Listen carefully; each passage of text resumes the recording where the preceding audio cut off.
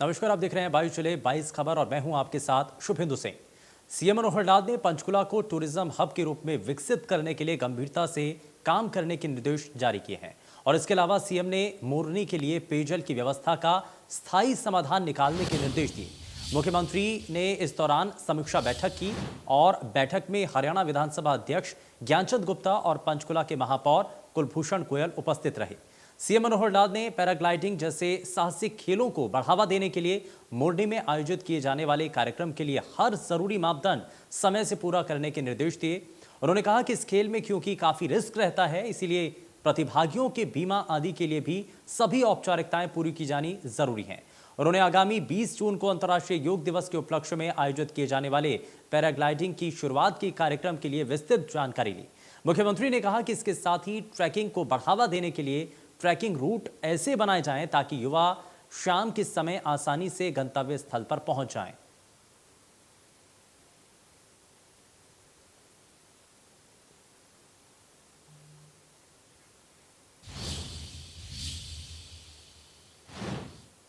सरकार और किसानों के बीच लगातार बढ़ रहे टकराव को लेकर गृह मंत्री अनिल विज ने किसानों को दो टूक चेतावनी देते हुए कहा कि किसानों को विरोध करना है तो करें, काले झंडे दिखाने हैं तो दिखाएं, लेकिन 200 मीटर की दूरी से।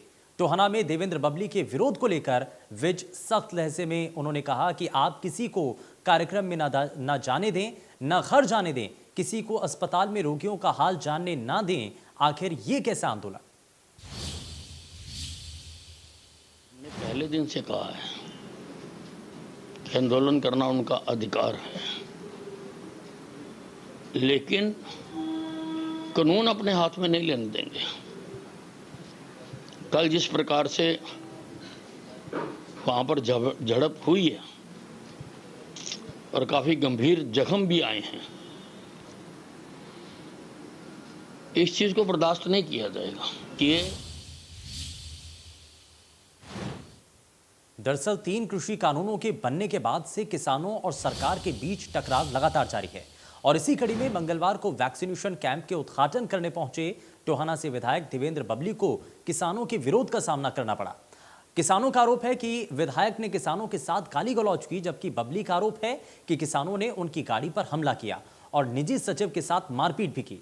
इसके बाद से पूरा विवाद गहरा गया। विधायक के निजी सचिव की शिकायत पर पुलिस ने उपद्रव करने वाले लोगों के खिलाफ मामला दर्ज किया, जिसके बाद किसानों ने दर्ज मुकदमे वापस लेने की मांग की है और इसी मांग को लेकर किसान एक बार फिर से हिसार रोड पर स्थित टाउन पार्क इकट्ठा हुए और किसान नेता गुरनाम चढ़ूनी ने इस दौरान कहा कि विधायक और किसानों के बीच हुए मामले को लेकर किसानों पर जो मुकदमे दर्ज किए गए उन्हें वापस लिया जाए। साथ ही कहा कि विधायक देवेंद्र बबली या तो किसानों से माफी मांगे या फिर प्रशासन विधायक के खिलाफ मुकदमा दर्ज करे।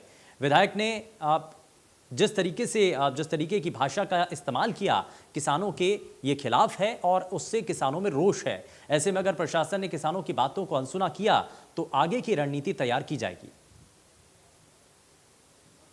हमारी 2-3 मांगे हैं कि ये जो एमएलए है या तो ये माफी मांग ले, और अगर वो माफी नहीं मांगता है तो उसके ऊपर मुकदमा दर्ज किया जाए। उसने जनता को भड़काया है, उपद्रव करवाना चाहा है, दंगे भड़काने जैसे हालात उसने पैदा किए हैं। या तो वो माफी मांग ले और या उसके ऊपर मुकदमा दर्ज कर दिया जाए, और जो हमारे लोगों के ऊपर मुकदमे दर्ज किए हैं उन्हें तुरंत वापस लिया जाए, तुरंत उस मुकदमे को रद्द किया जाए।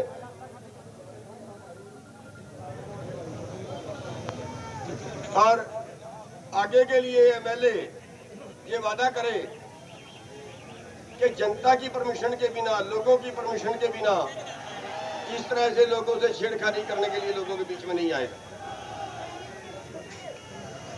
तो हमारी ये मांगे हैं। सूबे के शिक्षा मंत्री कंवरपाल गुर्जर ने कहा है कि छात्रों के हित में बोर्ड परीक्षा को रद्द करने का फैसला इस दौरान लिया गया, लेकिन अगर कोई विद्यार्थी हालात ठीक होने पर परीक्षा देना चाहेगा तो उसे इसके लिए अवसर जरूर मिलेगा। जो माननीय प्रधानमंत्री जी ने कहा है और जो 12वीं क्लास की परीक्षाएं हैं उनको कैंसिल जिस प्रकार से किया गया है, तो अब जैसे हमने और क्लासों का जैसे मैट्रिक का हम कर रहे हैं इंटरनल असेसमेंट पे जिस प्रकार से उनका रिजल्ट घोषित करेंगे, उसी प्रकार से हम +2 का भी रिजल्ट उसी प्रकार से घोषित करेंगे। लेकिन उसमें हमने एक ऑप्शन बच्चों को हम देंगे कि अगर कोई बच्चा पेपर देना चाहता है, उसको लगता है कि इंटरनल असेसमेंट में उसके जो नंबर है वो कम है और उसकी तैयारी बहुत अच्छी थी, उसके नंबर ज़्यादा आ सकते थे, तो उस बच्चे को मौका देंगे कि वो पेपर दे सकता है, लेकिन जब स्थिति पूरी तरीके से सामान्य हो जाएगी, नियंत्रण में हो जाएगी, तब उसको बच्चे को मौका दे सकते हैं। जो उसकी परफॉर्मेंस है 1 साल की ना, जो उसका उस टाइम की है, उसको ही आधार मान के ना जी, तो उसी के हिसाब से उसको इंटरनल असेसमेंट उसी के हिसाब से मतलब उसको नंबर। हरियाणा विद्यालय शिक्षा बोर्ड 15 जून से पहले 10वीं का रिजल्ट घोषित करेगा और उसके बाद 20 से 25 जून के बीच 12वीं के नतीजे आएंगे। इसको लेकर बोर्ड चेयरमैन जगबीर सिंह से बातचीत की हमारे संवाददाता रवि जांगड़ा ने। 10वीं की परीक्षाएं पहले ही निरस्त कर दी गई थी, अब 12वीं की परीक्षाओं बारे भी केंद्र सरकार के द्वारा या यूं कहिएगा कि देश के मुखिया के द्वारा उनको रद्द किया गया है। ऐसे में विद्यालय शिक्षा बोर्ड अब किस तरह की स्ट्रेटेजी अख्तियार करेगा, वो तमाम चीजें जानेंगे। डॉक्टर साहब, सबसे पहला सवाल यही कि अब तो परीक्षाएं रद्द हो चुकी हैं, क्या ऐसा भी हो सकता है हरियाणा सरकार कोई दूसरा फैसला ले और उसके बाद बोर्ड एक बार फिर से परीक्षाओं की तैयारी में जुटे? बोर्ड कितना तैयार है परीक्षाओं को लेकर? नहीं, कल माननीय शिक्षा मंत्री चौधरी कंवरपाल गुर्जर जी ने स्टेटमेंट दिया है कि हरियाणा भी माननीय प्रधानमंत्री जी जो आदेश दिए हैं उनका पालन करते हुए 12वीं की परीक्षा रद्द करता है। तो अभी उसके लिए फार्मूला क्या होगा पास करने का, वो सरकार बोर्ड को जो भी आदेश देगी, बोर्ड उस अनुसार 30 जून तक ये परीक्षा परिणाम तैयार कर देगा। 10वीं की परीक्षाओं वाले तो आपने बताया था कि परीक्षा परिणाम लगभग तैयार है, मार्कशीट भी जारी कर दी जाएंगी 15 तारीख से पहले 15 जून से पहले। तो क्या कोई फॉर्मूला आता है, तो क्या 12वीं की परीक्षाओं बारे भी इसी तरह से, क्या 12वीं का भी इसी तरह से परिणाम तैयार कर दिया जाएगा सब जल्दी? 10वीं कक्षा का परीक्षा परिणाम 15 जून से पहले देने का वादा किया है और हमारा प्रयास है कि हम 15 जून से पहले 10वीं का परीक्षा परिणाम जो विद्यार्थियों का आंतरिक मूल्यांकन है और प्रैक्टिकल के जो अंक प्राप्त हुए हैं उसके अनुपात के अनुसार से रिजल्ट तैयार करके हम विद्यार्थियों को देंगे। हमने इस बारे में हरियाणा विद्यालय शिक्षा बोर्ड में एकेडमिक अफेयर कमेटी की मीटिंग 4 तारीख को रखी है। अब परिस्थितियां 12वीं की भी आई हैं, माननीय प्रधानमंत्री जी ने पूरे देश भर की 12वीं की परीक्षाएं रद्द की हैं, तो हरियाणा भी उनका सम्मान करते हुए उसी दिशा में जा रहा है कि 12वीं की परीक्षा हम नहीं लेंगे। तो 4 तारीख की मीटिंग में ये 12वीं के विषय में भी विषय रखा जाएगा। सर, बोर्ड ने सुझाव भी मांगे थे, सीबीएसई ने सुझाव मांगे थे कि परीक्षाओं को लेकर किस तरह की स्ट्रेटेजी होनी चाहिए। बोर्ड ने क्या सुझाव सरकार को दिया था, बोर्ड ने किस तरह का सुझाव जो है आगे प्रेषित किया था? रवि जी, बोर्ड ने 2 सुझाव दिए थे कि भी हमारे पास विद्यार्थियों के आंतरिक मूल्यांकन और प्रैक्टिकल मूल्यांकन के अंक प्राप्त हो चुके हैं, और दूसरा सुझाव ये दिया था कि भाई 1.5 घंटे की परीक्षा जो सीबीएसई का सेकंड ऑप्शन हम उसके साथ जाने के लिए तैयार हैं। ऑब्जेक्टिव टाइप सवालों के आधार पर 1.5 घंटे की परीक्षा लेने के लिए बोर्ड तत्पर है, वो विद्यार्थियों को उन्हीं के स्कूल में। अब माननीय प्रधानमंत्री के द्वारा 12वीं की परीक्षा रद्द कर दी गई है, तो पहला सुझाव भी बचता है कि आंतरिक मूल्यांकन और प्रैक्टिकल के अंकों के आधार पर विद्यार्थियों का मूल्यांकन किया जाए, जो फार्मूला 10वीं के लिए बनाया गया। तो ये फार्मूला सरकार को हमने भेजा हुआ है। यदि सरकार इस फार्मूले को पास करके भेज देती है तो 15-20 दिन के अंदर हम ये परीक्षा परिणाम तैयार कर देंगे, और सरकार का कोई और सुझाव होता तो उसको इनकोर करते हुए 20 से 25 दिन में कर देंगे। साइबर सिटी गुरुग्राम में भी 12वीं की परीक्षा रद्द होने पर छात्र, अभिभावक, शिक्षक और स्कूल एसोसिएशन ने मिलीजुली अपनी प्रतिक्रियाएं दी। हमारे संवाददाता देवेंद्र भारद्वाज ने सभी से बातचीत की। जिस तरह से तांडव मचाया है, तो उसके दौरान जिस तरह की परिस्थितियां बनी, फिलहाल उसी को मद्देनजर रखते हुए शिक्षा विभाग की तरफ से सीबीएसई बोर्ड ने भी अपनी 12वीं की परीक्षाएं रद्द कर दी हैं। इससे पहले 10वीं की परीक्षाएं रद्द की थी, अब 12वीं की परीक्षाएं रद्द की हैं सीबीएसई की तरफ से, और हरियाणा सरकार की तरफ से भी इस बात पर विचार किया जा रहा है कि किस तरह से परीक्षाओं को रखा जाए, क्योंकि फिलहाल जिस तरह से स्थिति लग रही है, क्योंकि कोरोना का अभी खतरा टला नहीं है और उसी को मद्देनजर रखते हुए संक्रमण ना फैले, तो ये निर्णय लिया गया है। कुछ टीचर्स पेरेंट्स मेरे साथ हैं इस वक्त, किस तरह से निर्णय रहा सरकार का, इस पर बात करने के लिए। मैम पहले आपसे बात करते हैं, आप एक टीचर हैं, तो इससे इस परीक्षाएं सीबीएसई की रद्द की गई हैं, तो किस तरह से देखते हैं, कितना सही निर्णय है? क्या इस वक्त परीक्षा कराना बड़ा मुश्किल था? सर ये बात तो सच है, इस हालात में अगर एग्ज़ाम कराए जाते तो बहुत ज़्यादा प्रॉब्लम्स होती। बीइंग ए पेरेंट या बीइंग ए टीचर ये सेफ़ नहीं था एग्ज़ाम कराना, तो मैं तो खुश हूँ इस चीज़ से कि एग्ज़ाम्स को कैंसिल कर दिया गया। क्या बच्चे के जो पढ़ाई पर है उस पर भी फ़र्क होता है, क्योंकि जो एग्ज़ाम देता है उसमें एक अलग एक्सपीरियंस रहता है, और अब आप किस तरह से देखते हैं कि किन आधारों पर मार्क्स डिवाइड किए जाएंगे? सर देखिए, एग्ज़ाम बहुत ज़रूरी है लेकिन किसी की लाइफ से ज़्यादा नहीं। अगर हम एग्ज़ाम्स कराते तो पता नहीं आगे के सिनेरियो में क्या हालात रहते, इसलिए ये तो ठीक है। हाँ, अगर अब ये देखा जाएगा कि गवर्नमेंट एग्ज़ाम ना होने से रिज़ल्ट डिक्लेयर कब करती है, क्योंकि हम चाहते हैं रिज़ल्ट जल्दी से जल्दी डिक्लेयर हो ताकि बच्चे को आगे एडमिशन में प्रॉब्लम्स ना हो, और जो भी क्राइटेरिया सीबीएसई रखे वो बहुत ही जेन्युइन सोच समझ के रखे, किसी बच्चे का नुकसान ना हो। बिल्कुल, अमूमन तौर पर इस वक्त इतना बर्डन होता था कि बच्चे परीक्षाएं कैसे देंगे, परीक्षा को लेकर तनाव में रहते थे, लेकिन इस बार इस महामारी ने जो तनाव बढ़ाया, तो उस बीच अभी निर्णय जो लिया गया है सीबीएसई की तरफ से, आप किस तरह से देखते हैं शिक्षा के क्षेत्र को लेकर? नहीं, सरकार की तरफ से ये एक बहुत ही अच्छा एक फैसला लिया गया है, और मैं इसमें एक दो बात कहूँगा जो मैं कल पढ़ रहा था कि सरकार ने एक टाइम बाउंड इसमें किया है कि हम जल्द से जल्द एक मैकेनिज्म, एक सिस्टम ऐसा बनाएंगे जिससे कि बच्चों का भविष्य खराब ना हो और उनको जल्दी से जल्दी रिजल्ट्स मिल सकें। अब वो डिपेंड करेगा कि वो क्राइटेरिया क्या होता है, किस तरीके से वो उसको मार्क्स को ले 10th के लेते हैं, 11th के हैं, या जो भी है उनका एक क्राइटेरिया क्या बनता है जिसके हिसाब से वो इस मार्क्स को डिसाइड करेंगे। सेकेंडली, एक चीज़ मैंने और भी देखा कल कि सीबीएसई ने ये भी कहा है कि जो बच्चा संतुष्ट नहीं होगा तो वो जब भी हालात ठीक होंगे वो उसके मुताबिक पेपर या एग्ज़ाम अपने दे सकता है। तो सरकार ने बहुत ही एक अच्छा एक फैसला लिया है, ये हमारे बच्चों के भविष्य के लिए भी, परिवार के बचाव के लिए भी, और जो हालात हैं उसके लिए कह सकते हैं। बस अब तो यही है कि भाई जल्दी से जल्दी रिजल्ट डिक्लेयर हो और वो पैरामीटर्स या जो ग्राउंड्स वो लें वो सभी बच्चों के भविष्य के लिए देखते हुए लें, और जिससे कि उनका आने वाला समय जो उनका एडमिशन का है वो ख़राब ना जाए। कोरोना ने जो तांडव मचाया, तो उस बीच इस निर्णय को आप कितना बेहतर मानते हैं, कितना सही मानते हैं? और नहीं, बहुत ही बेहतर और बहुत ही अच्छा निर्णय सरकार के द्वारा लिया गया है। सबसे पहले क्योंकि अभी दूसरा वेव आप देख रहे हैं कितनी ज़बरदस्त तरीके से, हम ये मान के चलें कि पहली वेव में चलो बुजुर्ग लोग हमारे गए हैं, लेकिन इस वेव में तो बहुत ही यंग लोग भी इसमें, और जो गए हैं समय नहीं मिल पाया, अपने आप को संभाल नहीं पाए।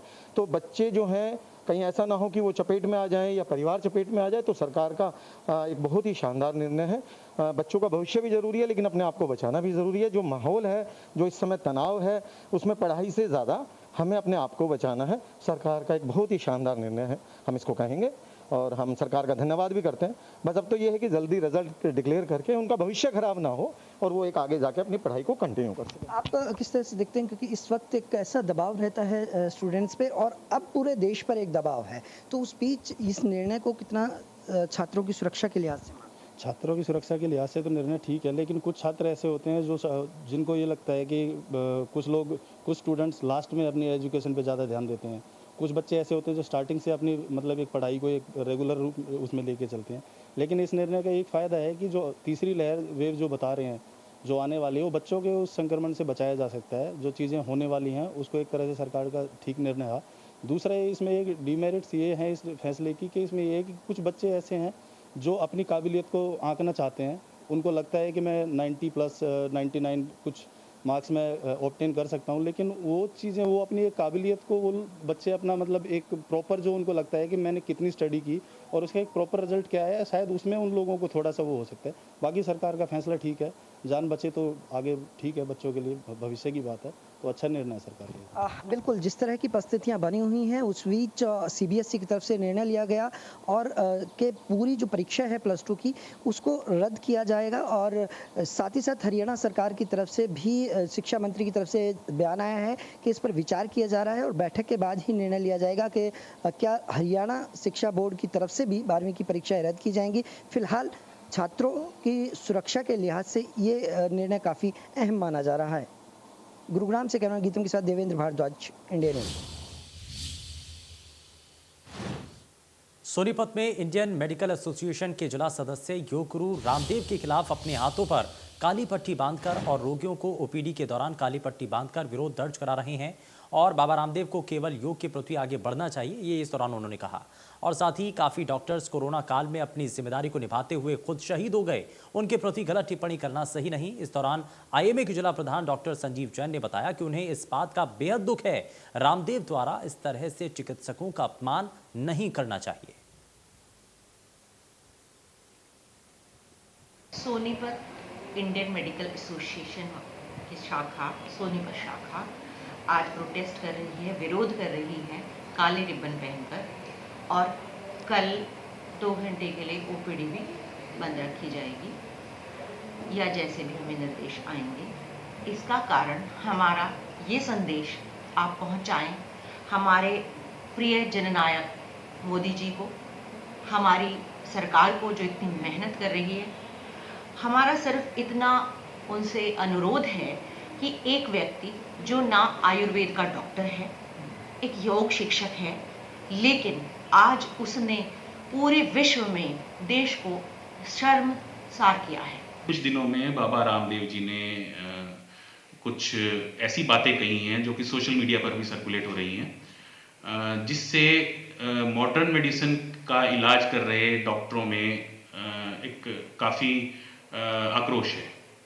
उसका उन्होंने जिन डॉक्टरों की कोरोना के दौरान मरीजों का इलाज करने के दौरान जान गई है, उनको भी नहीं बख्शा और उनका भी काफ़ी मजाक बनाया है। इसके अलावा रामदेव जी वैक्सीन लगवाने के लिए भी कहीं ना कहीं लोगों को मना करते हुए प्रतीत हो रहे हैं। तो हमारी मांग है कि रामदेव जी के खिलाफ सरकार स्वयं संज्ञान लेकर केस दर्ज करे और कार्रवाई करे। ग्रामीण क्षेत्र में बनाए गए कोविड सेंटर पर काम करने वाले सफाई कर्मचारियों ने सेफ्टी किट न मिलने को लेकर प्रदर्शन किया। सफाई कर्मियों का कहना है कि गांव में बनाए गए कोविड-19 सेंटर में सभी कर्मचारियों की ड्यूटी लगाई गई, लेकिन किसी भी कर्मचारी के पास ना तो पीपी किट है और ना ही सैनिटाइजर और मास्क की उपलब्धता है। सभी कर्मचारी गांव के सभी कोविड-19 सेंटरों पर ऐसे ही बिना सुविधाओं के काम कर रहे हैं। कर्मचारियों ने बताया कि उन्हें डर लग रहा है कहीं वो भी कोरोना से संक्रमित ना हो जाएं, इसीलिए आज तिगांव के खंड कार्यालय पहुंचकर खंड अधिकारी द्वारा सरकार को ज्ञापन सौंपा।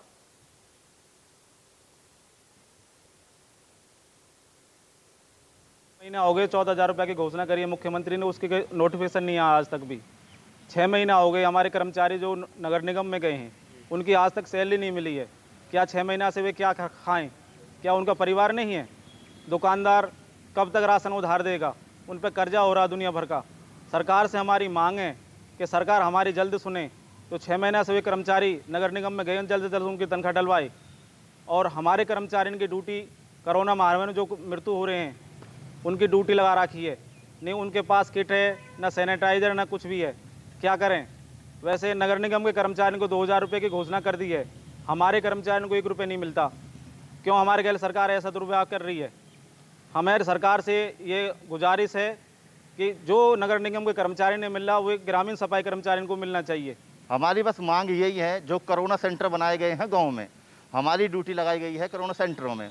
ठीक है, कोरोना सेंटरों में ड्यूटी लगाई गई है, वो कोई बात नहीं, सरकार ने कहा हम करने के लिए तैयार हैं। लेकिन हमारी ड्यूटी एक और लगाई गई है, सरकार से एक लेटर जारी हुआ है कि जो कोरोना की जो डेथ हो जाएगी वो भी ग्रामीण सफाई कर्मचारी को उसकी दाह संस्कार करना पड़ेगा। चलो उसमें भी हमें कोई गुरेज नहीं है, वो भी करेंगे हम। लेकिन सरकार हमें ये बताए कि वो तो हम करने के लिए तैयार है, लेकिन हमारी सरकार के हमारे जो लोगों के पास ना तो सैनिटाइज़र है, ना ग्लव्स है, ना मास्क है, ना पीपी किट है। तो सरकार हमें एक मौत के मुँह में डालने का काम कर रही है। हमारे कर्मचारी हैं तिगांव में 52 कर्मचारी।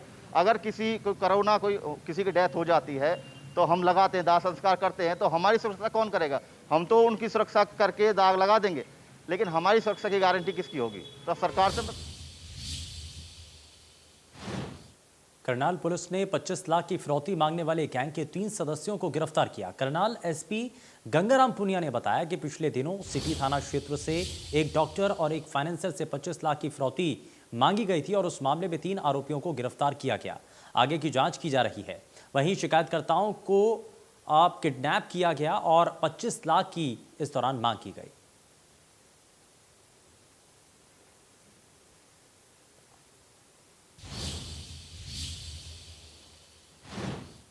नहर से नारियल निकालने की कीमत एक युवक को जान देकर चुकानी पड़ी। पानीपत में पश्चिमी यमुना नहर के किनारे बैठकर दोस्तों के साथ पार्टी कर रहा एक शख्स नारियल निकालने के लिए नहर में कूदा, लेकिन वापस नहीं आ सका।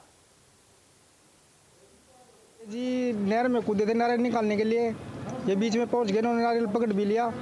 उसके बाद तेज बहाव ने अपना बैलेंस संभाल नहीं पाए और मैं उनके पीछे पीछे मेराडा पुल से थोड़ी आगे तक गया। वहाँ पे कुछ लोगों को बुलाया, उनकी मदद से उसको बाहर निकाला गया। उसके बाद हमने एम्बुलेंस बुलाई, फिर यहाँ ले गए साथ में। नहर के पास ही बैठे थे तो ये एक नारियल बहाया जा रहा था। उस नारियल को निकालने के लिए अपने दोस्तों को भी नारियल पिलाऊंगा और उस नारियल को कूद गया और कूदने के बाद नारियल उसने पकड़ भी लिया। पकड़ के एक साथी था सोनू, उसको फेंकने लग गया। उसी दौरान पानी का तेज बहाव था और उस तेज बहाव में ये डूब गया। और वहीं नारनौल में हैफेड तेल मिल में आग ने जमकर तबाही मचाई है। मिल में लगी आग इतनी भयंकर थी कि नारनौल, अटेली और रेवाड़ी से दमकल की टीमें बुलानी पड़ी। 100 से ज्यादा गाड़ियों की मदद से कड़ी मशक्कत के बाद अब मिल में लगी आग पर काबू पा लिया गया। दरअसल मंगलवार में करीब 7 बजे हैफेड की तेल मिल में अचानक आग लग गई। धीरे धीरे आग ने गोदाम में रखी 28,000 सरसों तेल की बोतल और 7,000 से ज्यादा सरसों से भरी बोरियों को अपनी चपेट में ले लिया। बताया जा रहा है कि आग पर काबू पाने में करीब 14 घंटे का वक्त लगा। दमकल विभाग के अधिकारी ने बताया कि हैफेड विभाग की इस तेल मिल में अग्निशमन यंत्र नहीं लगे थे और ना ही दमकल विभाग से एनओसी ली गई थी, जिसको लेकर दमकल विभाग ने हैफेड तेल मिल को 2 महीने पहले नोटिस दिया था। वहीं मिल प्रबंधक ने बताया कि मिल से एनओसी के कॉरम पूरे करने के लिए काम किया जा रहा था, इसीलिए एनओसी में देरी हुई।